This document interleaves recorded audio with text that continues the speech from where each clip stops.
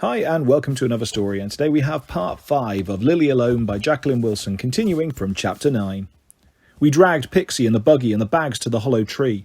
We could just about stuff Pixie in beside us. She found it great fun, wriggling and squealing, butting her hard little head against my tummy. No, Pixie, when we're here in the tree we have to keep quiet, I said. We'll have to find a hiding place for your buggy or people will get suspicious. I clambered out of the tree again, collapsed the buggy and hid it as best I could in the ferns. I hid the food bag in the ferns too, but I needed the blankets and the pillows in the tree with us. I padded the floor of the hollow trunk with ferns and then arranged the blankets and pillows on top to make a cosy nest. Now, let's all try curling up to see if we'll be able to sleep here, I said. We had to curl very carefully and ended up with Pixie's head in my lap, Bliss's elbow in my ribs and Baxter's feet kicking my bottom, but it was just about possible. I struggled up and did my best to hang the torn tablecloth above us, hooking the plastic onto little twiggy parts of the tree. It worked wonderfully. We've got a roof, said Pixie. Clever, Lily. No, clever. Clever Bliss for finding our tree, I said, hugging her.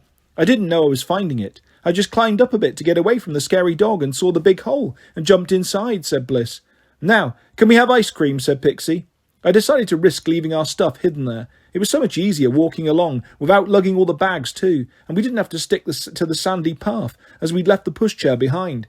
We could ramble up and down hills and run through the bracken and dodge up and down the molehills. Pixie ran happily too, not whining to be carried. Ice cream, she sang to herself. There seemed no point trailing all the way back to the park entrance for our ice creams. I was sure there'd be another van further on in the park. We walked on, playing a Baxter game that we were robbers on the run from the police and mustn't be caught. It was a brilliant way of making the kids cautious, hiding in the bracken whenever any dog walkers or runners came near us. Baxter turned his branch into a gun and shot anyone he didn't like the look of. We're not really robbers, are we? Bliss whispered to me. Of course not. And we're not really going to get ice cream, are we? Oh, yes, we are. Real ice creams. Look. I jangled the coins in my pocket. That lady with the Sammy dog, she gave them to me. For you and Baxter and Pixie. But we'll share with you, silly. Because I found the tree house. Because you're our Bliss. Bliss gave a little skip. I do like it here with you. Maybe we could always stay here, just us. What? Ever go back, I said, thinking she was just playing. Never ever. What about school? I absolutely hate school. They tease me. They tease me too, I said, but I say mean stuff back, and that usually shuts them up. Baxter hits them, but they still don't shut up, said Bliss. I want to live here in the park and never go to school. What about Mum, I said. Bliss fidgeted, scraping her trainer in the sand. Maybe she could live here too, she said at last. Oh, get real. Mum couldn't walk all round in the park in her huge heels, and she couldn't manage without a mirror and all her makeup and stuff. And she wouldn't give up her comfy bed. You know Mum, she's hopeless. She can't manage without most things. She can manage without us, said Bliss. We walked on hand in hand, thinking about Mum. I wonder if she's having a really great time, I said.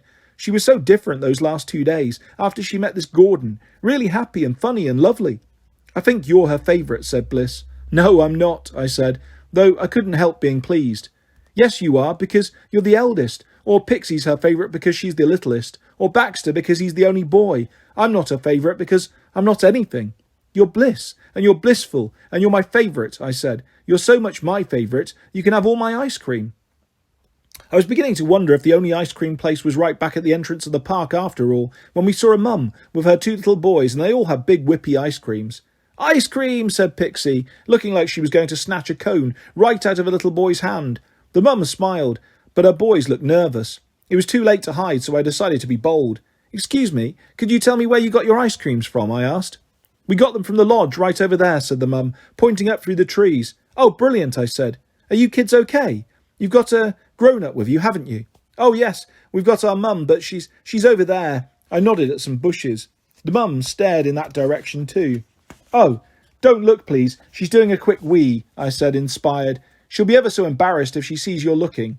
Oh, dear, I understand, said the mum, giggling. Don't worry, we'll go off this way. Bye-bye, then. Pixie made a sudden lunge at the smallest boy, but I managed to grab her by the wrist before she could touch his ice cream. He started snivelling all the same, which encouraged the mum to hurry off. Pixie, you're so naughty, you frightened him, I said. I wanted the ice cream, she wailed, her own lip quivering. It was his ice cream, not yours. We'll get you your own cone in 2 minutes. Now come on. You were dead brilliant, Lily, said Baxter, chuckling, saying that's about our mum having a wee. What made you think of that? It just came out of my head, I said proudly. Can I say that next time? No. Can I say my dad's having a wee? No, even better. Can I say my dad's having... Stop it. No. We're not going to talk to anyone else if we can help it, I said firmly. Ice cream for Pixie, Pixie said imperiously. We went up the hill towards a long fence enclosing an enormous garden. Is it the magic garden with all the rosy flowers, said Bliss. I think this is a different garden, I said. Look, here's the gate in. The grassy black bank was overgrown with weeds, but when we started going up a long trail of stone steps, we saw shrubs and heather planted out like a proper garden. There were white tables and chairs with people sitting at the meeting meals, but no ice cream. We walked into the big cafe, peering in awe at all the food on display, such as different things. Hot meals bubbling in metal containers, salads and sandwiches in glass cabinets, cakes sat out on plates so you could just grab a slice. I had to hold Pixie and Baxter's hands. We'd eaten out heaps of times, but just in McDonald's, where you always knew what you were getting. I'll have some pie and chips and that big fat sandwich and the cake, all of it, and a bottle of beer, said Baxter. We're having ice cream, silly, not a proper meal, I said. Come on, maybe you get ice cream outside. We went through the cafe and out the other side, raced across the neat green lawn, out of the gates, and there was the ice cream hut. Ice cream, Pixie squealed, and Baxter and Bliss danced up and down. How much are the smallest cones, please? I asked the ice cream man. £1 each, 1.20 with a chocolate flake, he said. Can I have 3 small cones then? No chocolate, I said regretfully, digging in my pocket for the money. The ice cream man was peering at us. Don't you mean 4? Or isn't the little kiddie big enough for ice cream? I'm very big, and I want a big ice cream, said Pixie indignantly. We've only got £3 between us, I explained, handing the coins to him. Oh dear, so who's going without? Said the ice cream man. Her, said Baxter and Pixie, pointing to poor Bliss. No, she's not. We'll all share, I said. There's a nice big sister, he said. He made 1, 2, 3, 4 white swirly ice creams and squirted chocolate sauce all over them. There you are, he said. He nodded at Pixie. Watch you don't make too much of a mess, my very big girl. But it was 3. Yes, but I'm not very good at counting today, he said, smiling. You're so lovely. Thank you very much, I said. Say thank you, all of you lot. Thank you, they said in chorus. Pixie said, thank you, thank you, thank you. And then we carried our ice creams very carefully back to the grass and sat down away from everybody else. We licked and sucked and nibbled very happily indeed. When I was finished, I lay down on my back. I relished the cool milky taste in my mouth as I stared up at the blue sky and felt the sun on my face. Maybe I'd get a better suntan than Mum. I felt a little surge of pride. I was coping splendidly. I'd kept all 3 kids safe and fed and happy, and here we were in this glorious park. Everyone was being kind to us, and we had the rest of today and all of Friday to hide out in our treehouse and go exploring. When I was grown up, I'd maybe live further up in the hill, in the posh houses, and look out at this park from my back bedroom window and remember the time I hid here with my brother and sisters. And I felt so fond of them now. I even wondered about inviting them to live with me. I imagined Baxter grown up, strong and bold and capable, able to fix the boiler and frighten away any burglars. Bliss would be sweet and gentle, and she'd like to keep house for us, maybe do all the cooking.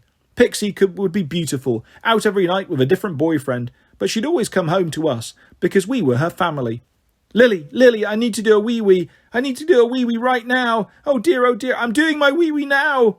Wake up, Lily. Pixie's wetting herself and it's boring here. There's no one to kill.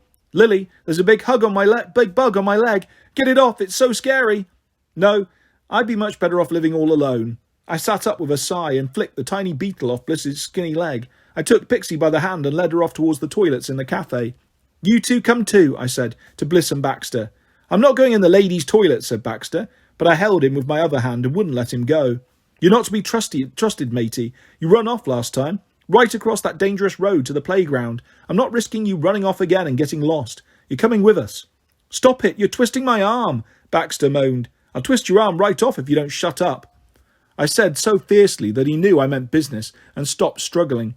I hauled all 3 of them into the toilets and mopped Pixie while I made Bliss and Baxter use the loo. While they were distracted washing their hands, vying with each other to see who could make the biggest soap bubble, I dashed into a cubicle myself. When I came out, 2 old grannies were fussing over the kids, helping them wash their hands.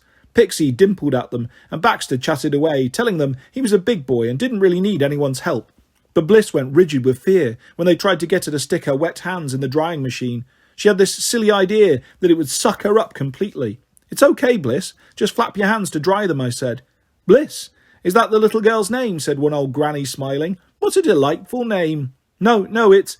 I said Fliss, short for Felicity, I said quickly. Thank you for helping them. We have to go now. Our mum's waiting for us. I pushed the kids quickly out of the toilets. Will you quit shoving me, Lily? I'll be a mass of bruises, Baxter grumbled. Yeah, like you haven't been kicking me all over and giving me bruises since you were Pixie's age, I said. I grabbed hold of Pixie as she tried to run into the cafe. Hey, it's this way. No, I want a cake now, and a sandwich, and chippies, she said. I want. You're such a greedy guts. You've just had an ice cream, I said, but I guessed it was about lunchtime, and the smell of food was making my tummy rumble. I want a cake too, and that pie, said Baxter. We haven't got any money. You all know that, even you, Pixie, so shut up, all of you. Come on, we'll go back to our tree hidey hole. We've got lots of food there. It's not proper food, though. It's just cornflakes and silly stuff like that, said Baxter. You're useless, Lily. I felt angry tears prickling in my eyes. I'd been trying so hard to look after them all. It was mean of Baxter to call me useless. I wondered if I could somehow have made us better food. There were eggs at home. I could have boiled some and mixed them with salad cream, made lovely egg sandwiches. No, we'd run out of bread. What were we going to do if the food we had with us didn't last till Saturday? I hadn't realised we'd feel so hungry here. It was making it worse. All of us standing staring at the food on display, our mouths watering. Pixie looked particularly wistful, reaching out her hand towards the cake. Ah, look at that little poppet, said yet another granny. Are you hungry, darling? Very hungry, Pixie lisped, blinking her big blue eyes and looking hopeful. But the granny just laughed at her and limped off to order some soup for herself. Come on outside. We can't beg, I said. Yes, we can. Let Pixie, she's good at it, said Baxter. I wavered because I was so hungry, but I knew this would be a way of drawing attention to ourselves. One of the serving ladies was already hovering, worried we might touch the food. Now, no, come on now, I hissed. The kids followed, grumbling and moaning, back through the cafe to the outside terrace at the top of the stone steps. Almost every table was occupied, with lucky people eating. There was one spare table right at the end. No one had cleared it yet. It had 4 big plates, with quite a bit of chips left, and half a pie. Baxter spotted it and his eyes went big. I looked around. No one seemed to be watching us. They were all too busy talking and eating their meals. Okay, I said softly. We'll sit down at that table and pretend it's our meal. Follow me. Act casually. Baxter overacted, tossing his head about and trying to whistle. Bliss started to giggle helplessly, but I quelled her with a look. We sat down at the table, Baxter barging to be first so he could sit in front of the pie plate. No, we're going to share it, I said, leaning over and cutting it into 4 squares. And we're counting out the chips, okay? Is it all right to eat other people's food? Bliss asked. No, it's very germy indeed. In fact, I saw a fat man sneeze into this pie, and he licked all the chips, said Baxter. Yuck, said Bliss, pushing her plate away. Don't be silly, Bliss. Baxter's just tricking you so he can have your share. It is bad to eat other people's leftover food, but we haven't any choice, have we? It's not stealing because someone else has already paid for it, and they don't want it anymore. It would just get chucked in the rubbish bin, so we might as well eat it, eh? Bliss didn't look convinced, and didn't even try one chip, but Baxter and Pixie tucked in heartily, and so did I. Our small portions were finished in 3 or 4 gulps, and we were still left hungry. I looked at the people at the tables nearest to us. The 2 grannies from the toilet were there, eating large slices of coffee and walnut cake, and sipping frothy coffee. The larger granny wolfed hers down, but the other one nibbled hers in a half-hearted fashion. I think we might be getting a bit of cake for pudding, I murmured to the others. We had to wait a long time because the grannies nattered to each other forever, but eventually they heaved themselves up and tottered off in their baggy trousers and sensible sandals. I nipped off my seat, grabbed the plate of cake, and was back at our own table in a second. I cut the cake into 4 and gave Bliss the biggest piece. No, she doesn't want any. I'll have hers, said Baxter. You eat your cake, Bliss. You've seen those old ladies. You could see they weren't a bit germy, and they were very fierce about hand-washing, weren't they? So you eat your cake, okay? She still wasn't too sure, but when she'd tried a crumb of cake and a smear of cream, she decided it tasted so good she didn't care if it was crawling with germs. Baxter finished his cake in 1 gulp and was already rocking back on his chair, craning his neck to see if he could see anyone else likely to leave us a feast. Look at those girls there. I bet they never finish their chips. They're too busy giggling. I think they're going. They're picking up their bags, quick. He started weaving his way through the tables. He picked up a plate with a pie crust and chips, grabbed an uneaten sandwich, another half cake and mound of salad, and 3 cooked carrots, piling them on top of each other, higgledy-piggledy. He returned triumphantly with his loaded plate. Honestly, you couldn't be more obvious if you tried, I said.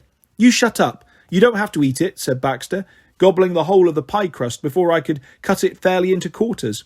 I divided the rest for the girls, making them eat a carrot each because I knew it had lots of vitamins. I ate the salad myself. It probably had lots of vitamins too, but it tasted like damp flannel.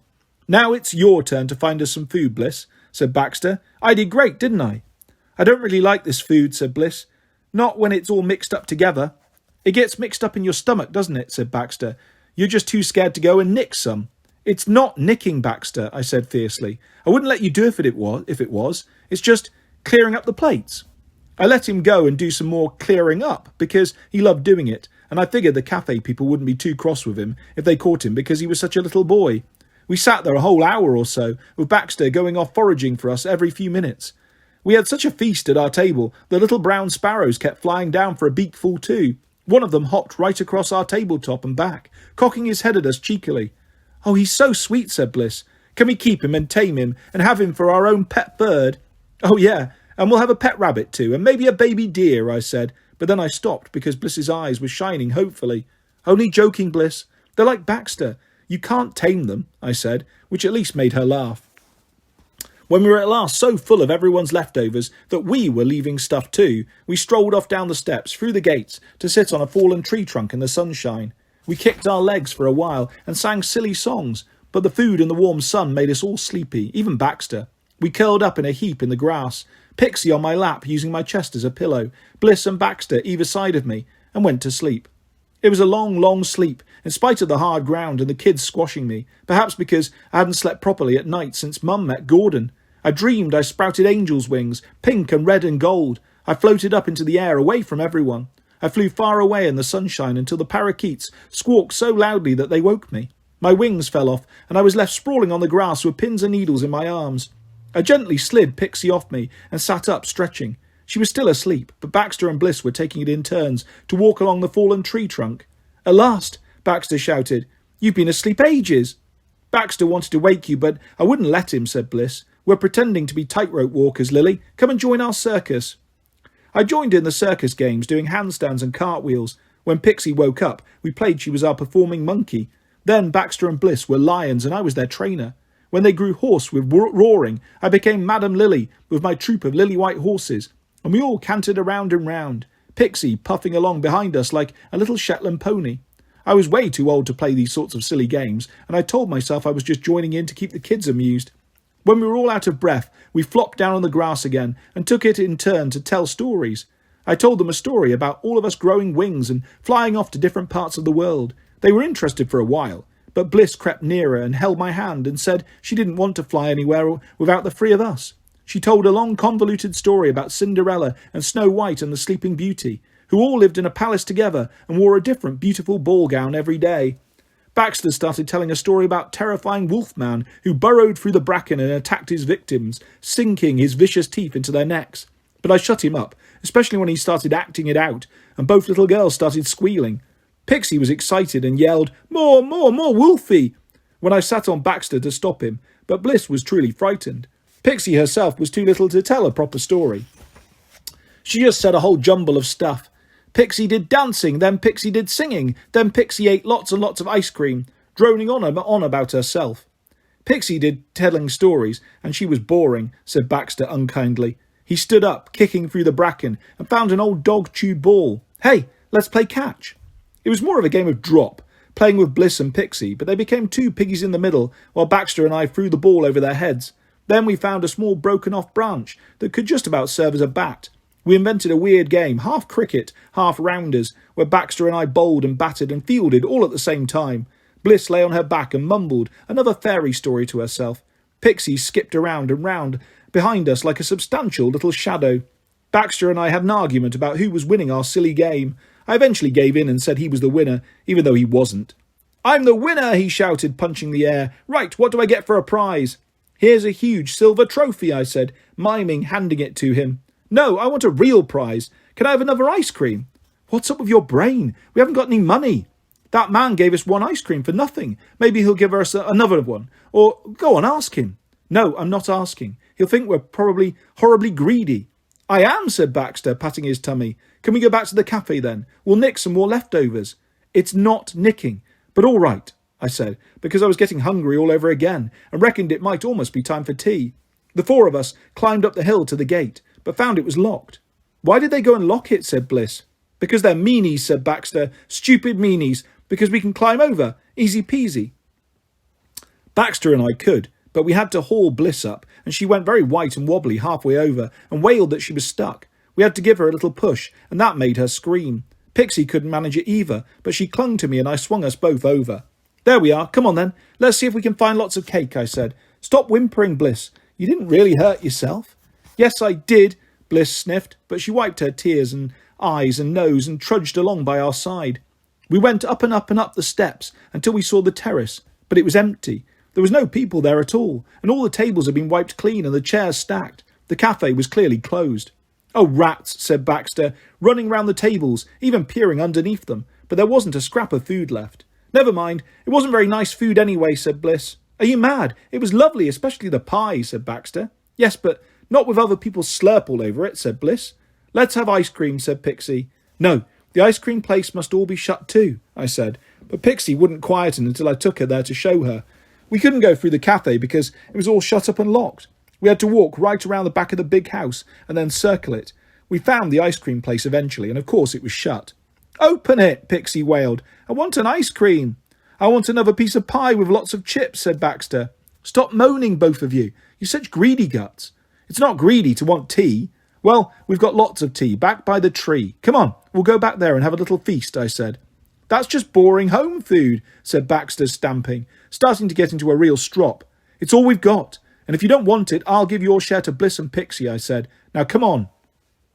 I wasn't quite sure how far away our hiding place was. I just knew it was too far. We were all tired now, grubby and hungry and thirsty. Pixie started whining to be carried when we'd only been walking 5 minutes. Come on, Pixie, you're a big girl. You can walk all by yourself, I said, trying to be bright and encouraging. Pixie threw herself down on the ground. No, I can't walk. I'm little, she declared, going stiff as a board when I tried to pick her up. I couldn't just leave her there, though I was tempted. Had to give in and carry her. It didn't feel too bad at first. In fact, it felt good to have Pixie's arms right around my neck and her legs clamped around my waist. But in a little while, I felt as if I was hauling 50 pixies. My neck ached, my back ached, my legs ached, and my arms felt as if they were being pulled out of their sockets. Shall I try carrying Pixie for a bit, said Bliss. Oh, you're a darling, but Pixie's almost as big as you. Thank you, though, Bliss. You're a gold star sister. I saw that she was limping a little. What's the matter with your foot? It's sore, said Bliss, but it's okay. I made her take her shoe and sock off. Her sock had slipped down under her heel, and her trainer had rubbed her ankle raw. Oh, Bliss, you should have said. Look, take your other shoe and sock off. Give your toes a treat, and run around barefoot, I suggested. No, it's all dirty. It's just grass. And lots of animal poo. No, there isn't. Well, teeny tiny rabbit poo every now and then, but that's nothing to be scared of. I am scared of it.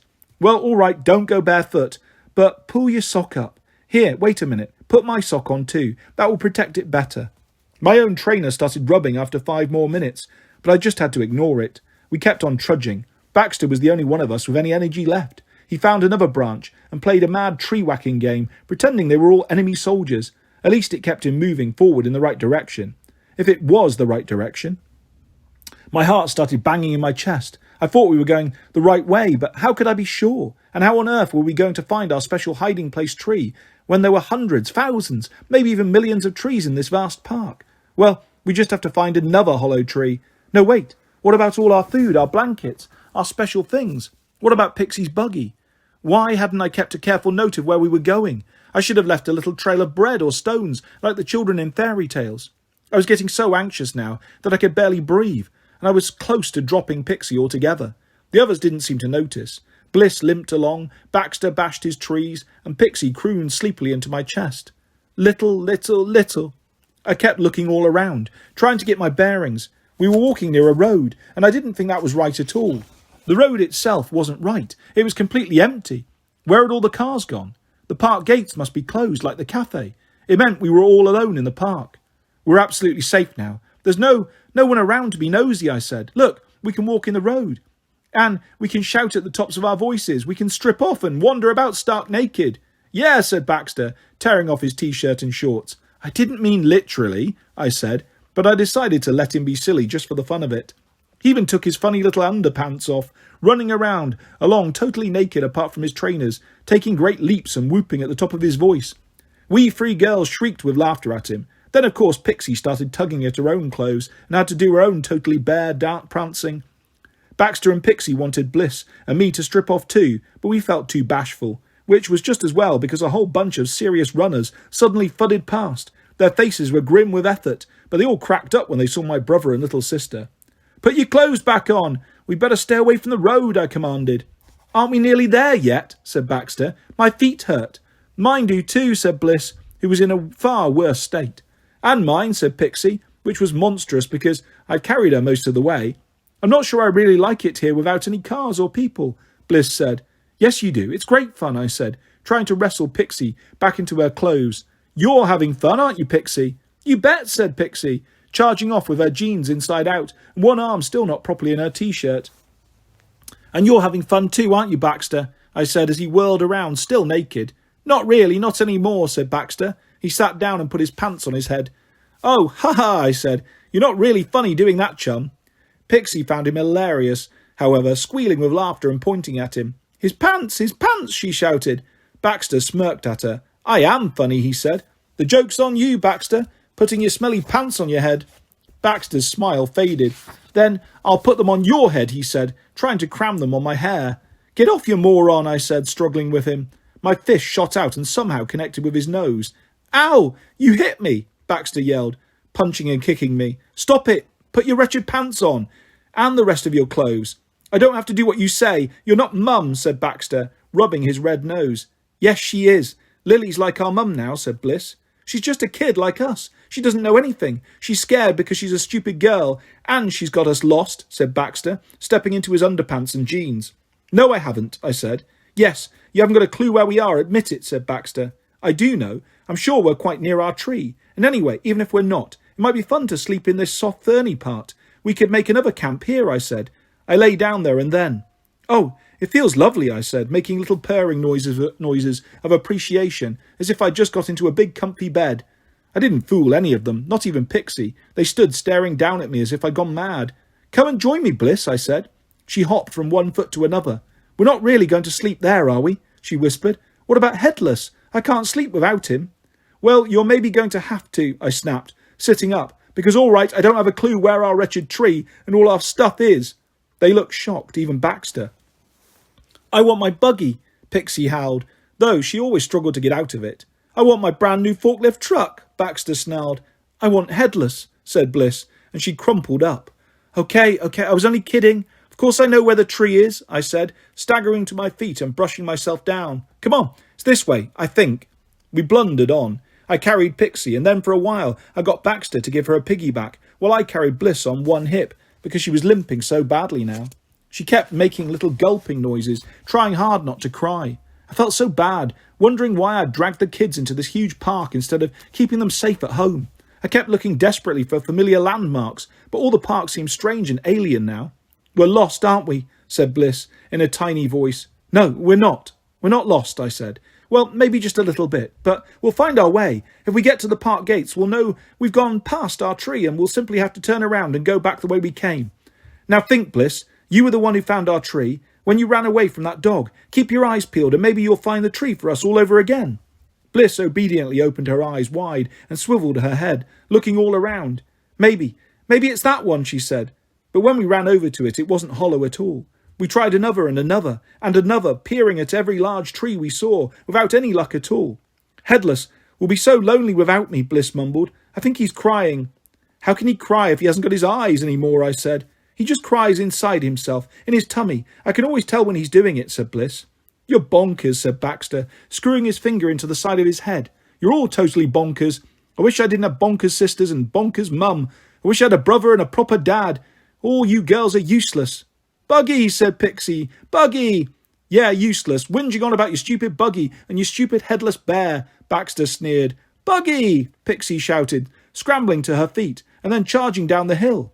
"Pixie, careful, you'll trip and fall. Watch out. Where are you going?" I yelled, dumping Bliss and running after her.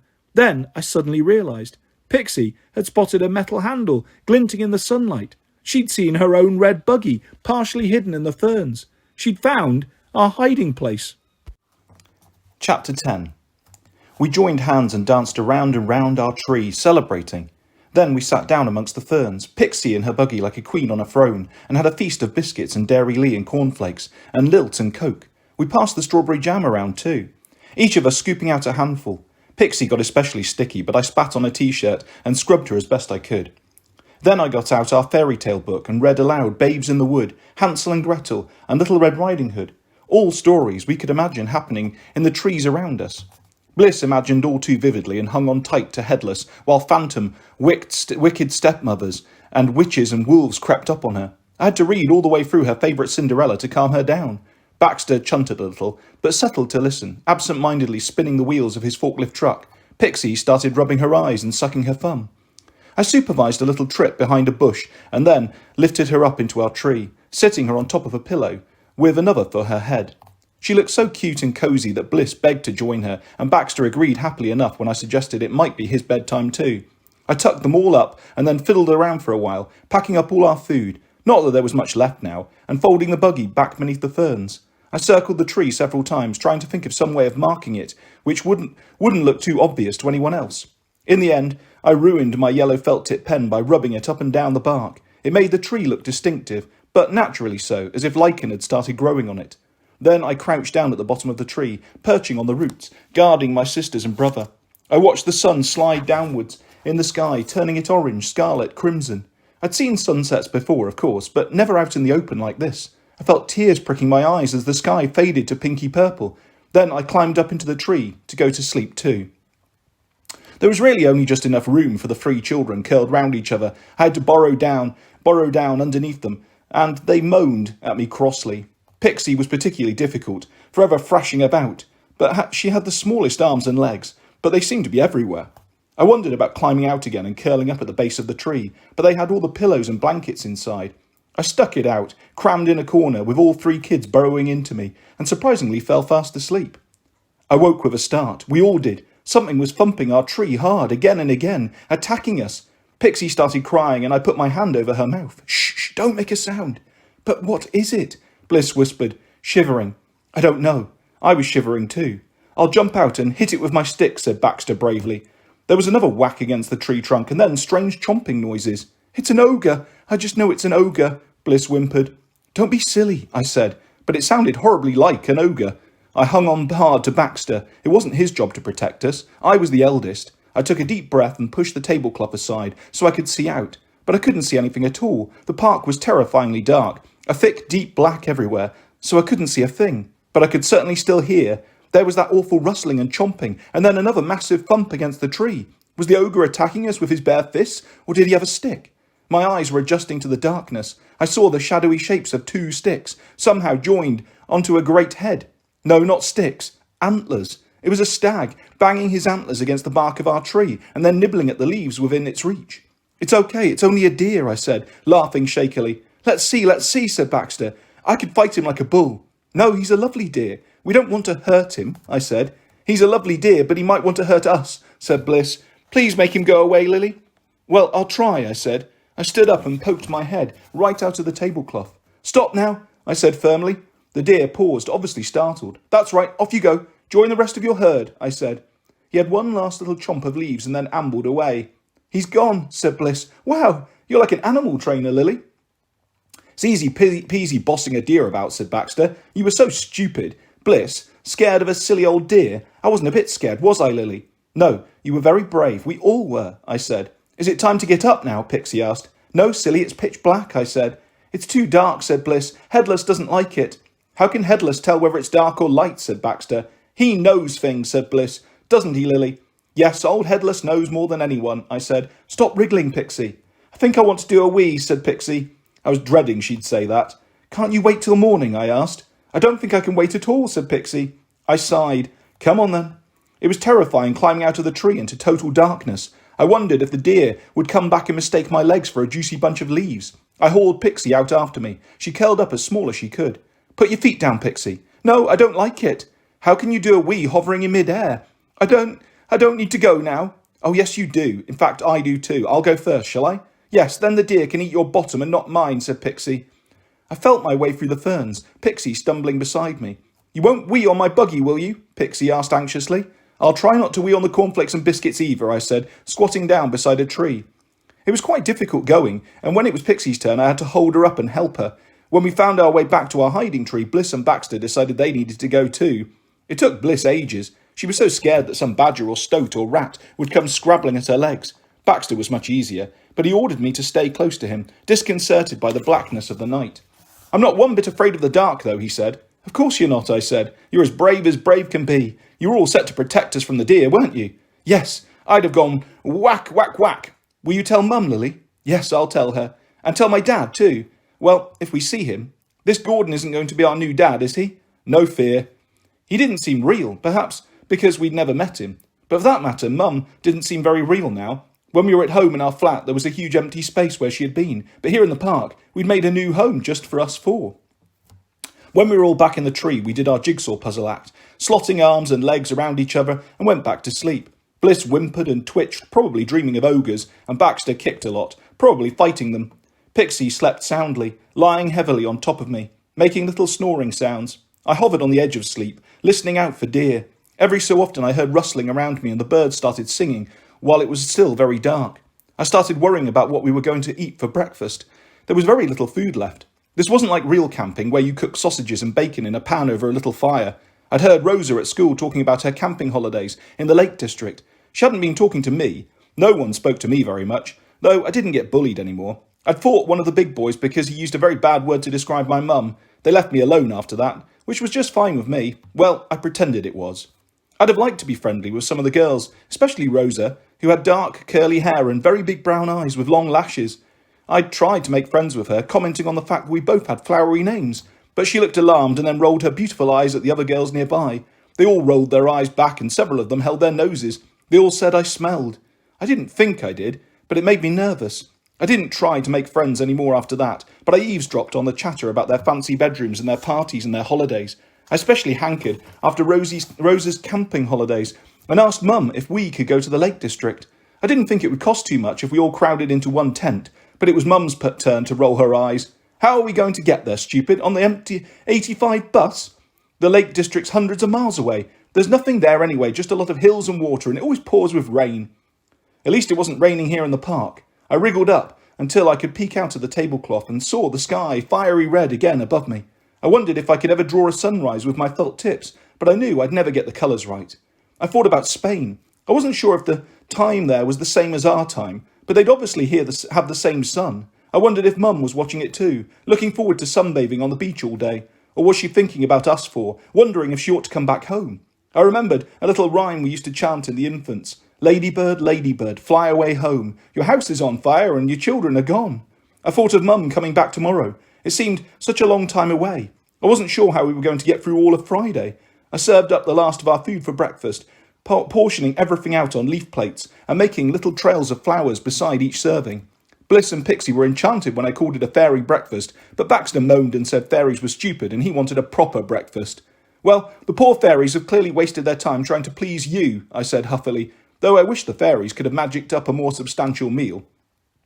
We'd just have to walk all the way to the lodge and graze on leftover food like yesterday. This plan appealed to everyone, so we set off mid-morning. But it was a wasted effort. When we got to the lodge at last and sat at the furthermost rickety white table, a guy in white overalls came and shooed us away immediately.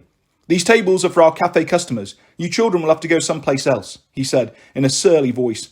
We didn't dare sit down at the table. We hovered on the steps, pretending to be playing.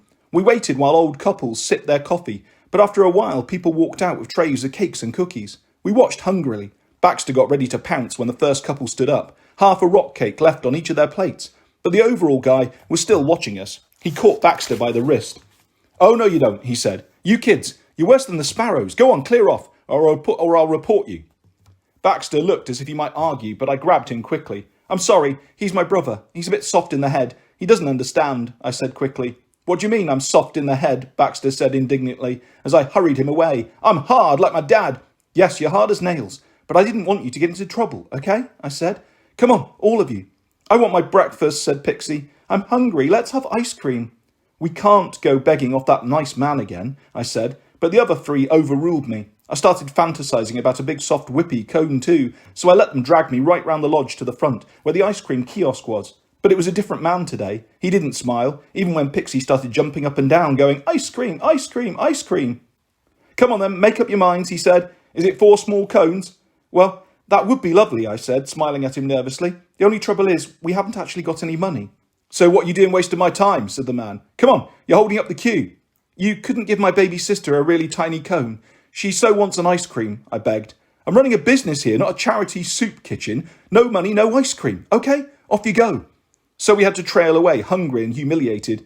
"I didn't like that man," said Bliss. "No, he was horrid. Never mind, let's forget him. Let's go and find the magic garden again. It's lovely there with all the roses." "You can't eat roses," said Baxter. "No, but we can nibble at people's picnics, remember? I said. "Come on, let's set off. Find yourself another big stick, Baxter, so you can whack any nasty men who come near us. Bliss, hold Pixie's hand too, and we'll jump her along for a while to cheer her up." I thought I knew where the magic garden was, but there was no sign of it, even when we'd been walking for half an hour. Bliss was limping again, though she didn't complain. "I was sure it was over here somewhere," I said, squinting into the sunlight. I saw a silvery gleam in the distance. I rubbed my eyes and looked, and took a few steps nearer. "What? Can you see it, Lily?" Bliss asked hopefully. "I think I can see water, like a pond. Well, a really big pond. Come on, perhaps we can all go paddling." It wasn't just one enormous pond, it was 2, with a sandy path between them. There was a little sand at the edge of the water too, almost like the seaside. Ducks bobbed cheerily across the rippling water, looking at us expectantly, but we didn't have any bread for ourselves, let alone them. There was a sign that forbade swimming, but I didn't think paddling counted. We kicked off our shoes and ran into the water. Baxter went right on kicking, soaking himself and us, but it was a sunny day, so I decided it didn't matter. We all kicked and splashed, and the ducks bobbed off huffily because we'd turned their smooth pool into rapids. Pixie tried to drink the water, scooping it up in her cupped hands, until I stopped her. "No, Pixie, it's dirty water. It'll make you sick," I said. "But I'm thirsty," Pixie wailed. "I know. We all are. I'll find you a proper drink as soon as I can," I said. I hoped the toilets would have a drinking fountain. After we'd walked for ages in our soggy trainers and damp clothes, we found a toilet, but without any drinking fountain whatsoever. I let the kids drink from the cold tap instead, though none of us liked the taste and we were still horribly hungry. I didn't know what to do. There were lots of people out walking their dogs or jogging along. I wondered about straightforward begging, concocting a story inside my head about some rough boys who had stolen our picnic, but I knew they'd want to know why we were in the park on our own. I went round and round things in my head, wishing I knew what to do for the best. We were trailing along beside the high wall at the edge of the park now. If we stepped right back, we could see the rooftops and windows of the big houses on the hill.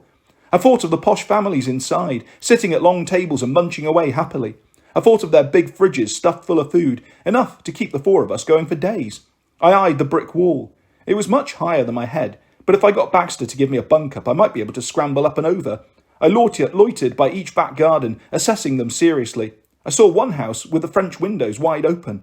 It was almost as if they were inviting me in. "Okay," I said, spitting on my hands. "Baxter, you're going to help me get over the wall, right? Bliss, you can hang on to Pixie and keep her quiet." "Are you going to be a burglar?" Bliss whispered, her eyes huge. "No, I'm not going to take any things. I'm just going to see if they've got any spare food. That's not really stealing," I said.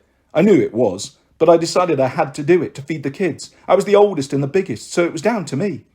I got Baxter to bend over, and then I climbed on his back and leapt upwards. I missed the first time and scraped my hands and knees on the brick wall. I swore viciously and had another go. This time I managed to grab the top of the wall and cling on, and then dug my sore knees and feet into cracks in the crumbling mortar and hauled myself up.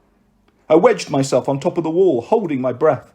The garden was empty. I squinted through the French windows. I couldn't see anyone. I'd risk it. I let my legs dangle on the other side of the wall then and dropped to the ground.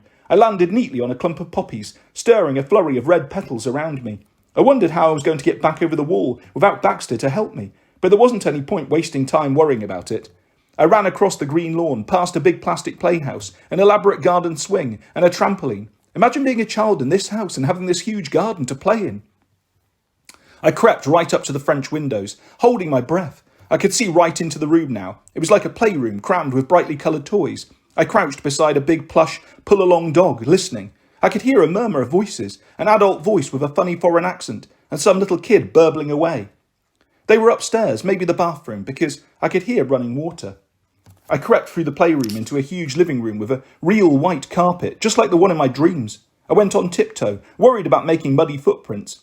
I went out into the hall. I could hear the people more clearly now. It seemed to be just one little kid. Maybe the foreign woman was its nanny. They were definitely in the bathroom because now I could hear splashing. Brilliant. They wouldn't be able to hear me.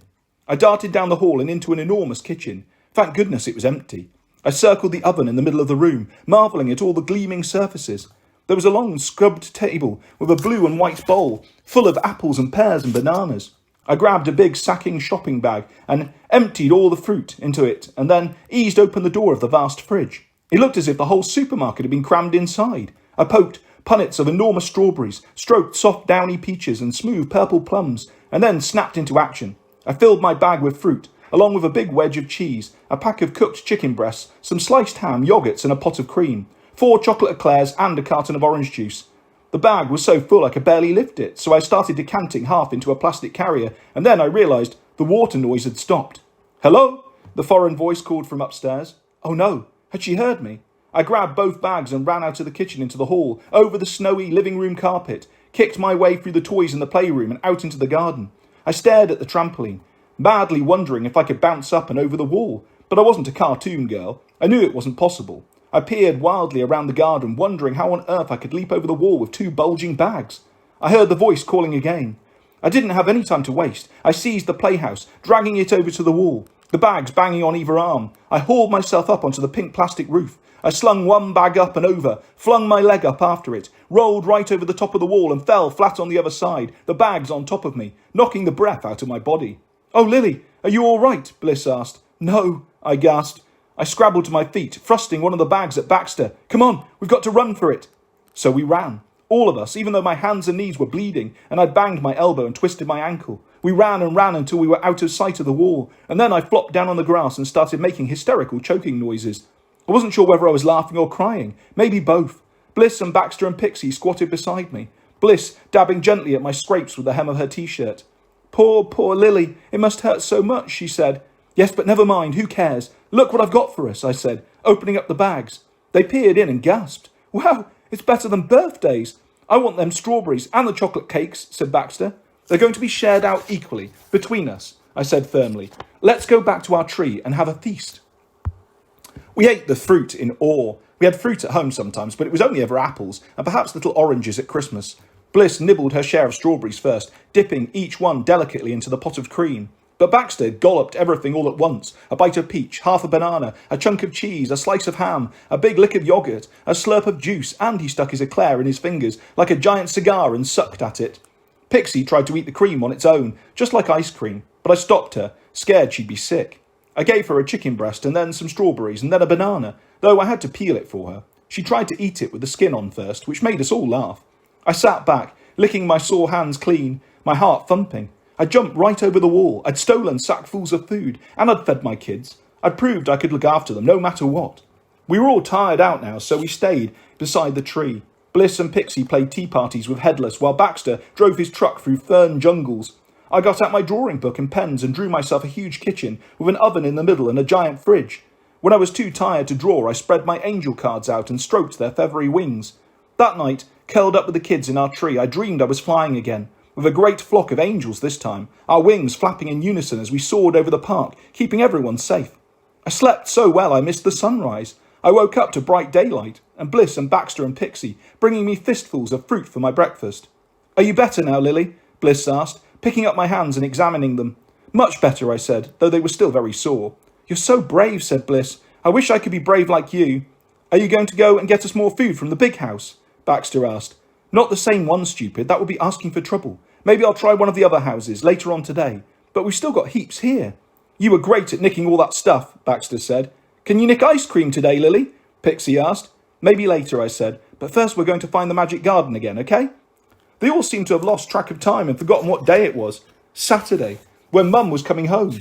I kept quiet, not wanting them to get all worked up about it. After all, we didn't know. She'd be back for definite. Maybe the weekend, whatever. Saturday was the start of the weekend. She might be getting on a plane in Spain right this minute. I didn't think she'd be back this morning, but maybe this afternoon? I thought about it all the time we were in the magic garden. I'd worked out that the only safe and sure way of finding it again was to go right back to the park gates and start up the hill. It was too long for a walk for Pixie, and the buggy was not good for paths, so I had to give her a piggyback part of the way. Baxter and Bliss were fine, though. It was funny, they'd always whined if they had to walk down to the end of the road when we were at home, but they were getting used to trudging miles in the park. Bliss's blisters had dried up, and she skipped along beside me, and Baxter ran, dancing ahead, and then loping back and circling us again and again. There were more strollers and dog walkers on this route, but none of them took any notice of us. There was one twinkly little lady with a tiny white poodle who smiled at us, so I dared to ask her if we were definitely going the right way to the magic garden. Oh, you mean the plantation, with all the azaleas and the rhododendrons? Yes, it is a magic garden, my favourite place. Just follow the little track through the grass and you'll be there in 10 minutes. Her poodle was just as friendly as his owner. Nuzzling up against my legs, Pixie slid off my back and patted its curly little head. Baxter squatted down and patted him too, and Bliss didn't run away, though she kept her distance. It's all right, sweetheart. Sugarlump loves people. She doesn't ever bite. Do you want to come and pat her too? Said the old lady. I thought Bliss would hide behind me, but she actually came forward and gave the little dog a tentative pat. She only tickled her with a fingertip, but it was still astonishing. There now, said the old lady. She was still smiling, but looking past us. I knew what she was looking for. You're not on your own, are you? She said to Bliss. We're here with our sister, she whispered. The old lady looked at me doubtfully. Our big sister, said Baxter, nodding his head at some non-existent figure in the far distance. She's here with her boyfriend. We're just tagging after her, I said smoothly. We'd better catch up to her now. We said goodbye, stroked Sugarlump farewell, and then skipped off. You're brilliant, Baxter, coming up with that sister stuff. Almost as good as me, I said. I said sister too, said Bliss. Yes, and you were very brave with Sugarlump. She was quite a sweet little doggy. Lily, can we have a little doggy like that? Bliss asked. Of course we can, I said. Maybe it really was down to me now. I was Lily Mum and these were my kids. Baxter had calmed down a bit and Bliss wasn't so timid and Pixie had stopped being a baby and become a real little girl. I was looking after them, finding them food, organising their games, telling them stories, taking them for lovely long walks, finding the magic garden for them. Yes, I could see the trees now, the iron railings, the special gate with the swirly pattern. Here's the magic garden, I said, leading them inside. We played that we were princes and princesses, and this was our very own magic garden. The other people wandering around were our servants, allowed to take the air in our royal residence because we were so kind and generous. We eyed up two very fat ladies waddling down the path. They're our cooks, I whispered. That's why we have to get our own food today. We've given them a day off. A nice old man in corduroy trousers, looking at the flowers, was our gardener. Another man in a stripy jacket was our chauffeur. I let Baxter choose all our royal cars. Two posh ladies in dresses were in charge of our royal wardrobe. Bliss and I had a very long discussion about our ceremonial clothes. I appointed a smiley man, our special royal ice cream maker, and let Pixie choose all the different flavours on offer. Her choices were a bit unusual. Toffee ice cream, peppermint ice cream, cornflake ice cream, even chicken ice cream, but I told her they all sounded delicious. An old lady was feeding the ducks on the pond with her little grandson, about Pixie's age. She's our special royal zookeeper, I whispered. We don't just have ducks, you know. We have all sorts of birds, swans and geese and pelicans and flamingos. And in those other big ponds, the ones where we paddled, we have our very own dolphins. The toddler grandson was rubbish at feeding the ducks. He couldn't get the hang of throwing the bread at all. He just let go, and each piece fell down onto his feet. No, dear, you have to throw it, said his grandma. Use your arm a bit.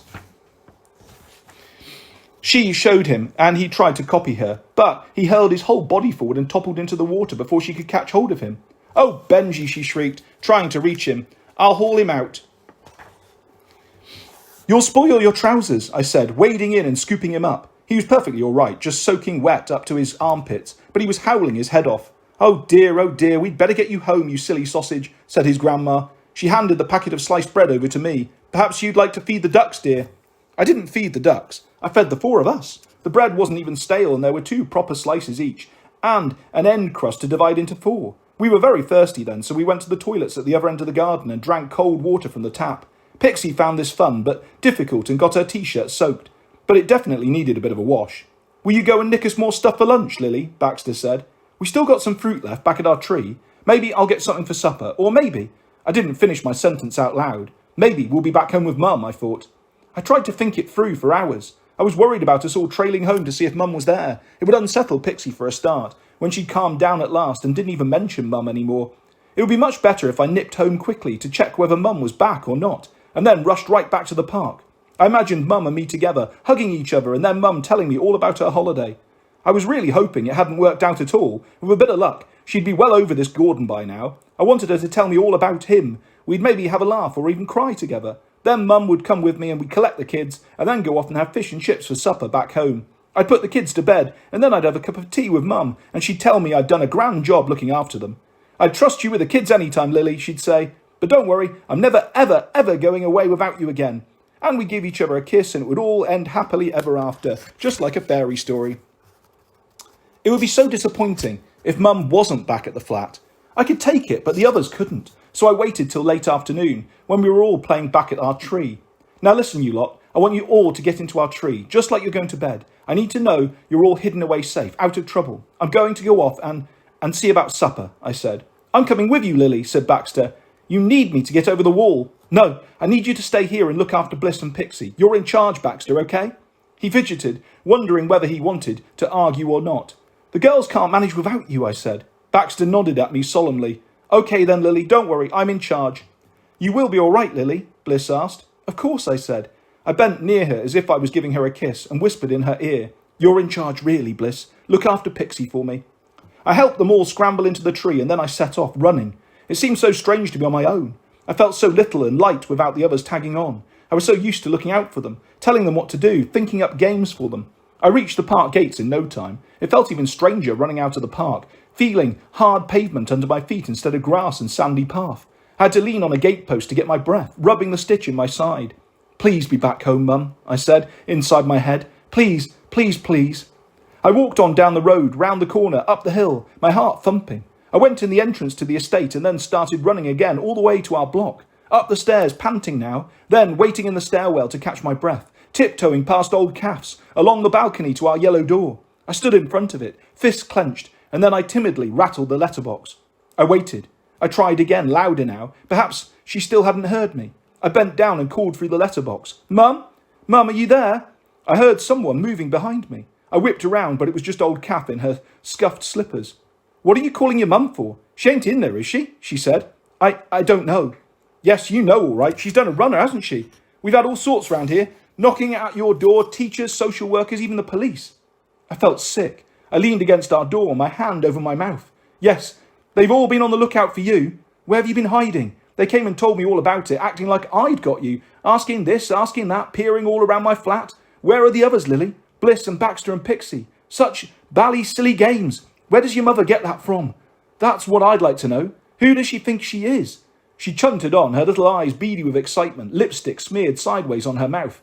You shut up about my mum, you ugly old witch, I said. What? Don't you understand? They're mouthing off at me? Oh, you're in so much trouble, you and your brother and sisters. She pounced on me, grabbing my arm. You're coming back to my flat while I call the police. Are you mad? Get off me. I thumped her hard in her horrible old lady chest and ran for it. And that is where we will leave part 5 of Lily Alone by Jacqueline Wilson. I'll be back soon with the next part of this fantastic story and loads more stories and videos coming your way very soon on my channel. If you'd like to subscribe or hit a like, that's always appreciated. Thanks for listening, guys. Take care. Bye-bye.